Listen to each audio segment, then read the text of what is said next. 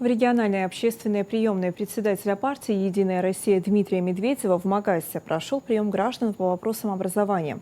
Жителей выслушал председатель Народного собрания Ингушетии Магомед Тумгоев. Большая часть обращений касалась включения детей в партийную акцию «Собери ребенка в школу».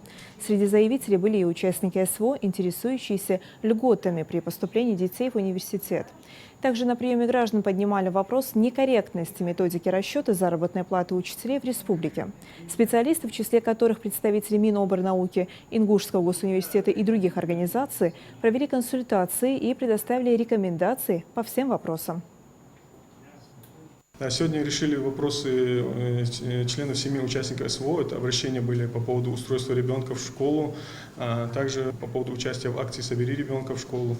То есть какая-то помощь им будет оказываться. Вопросы, которые возникают с образованием, это приоритетные вопросы, и они подлежат неочередному рассмотрению.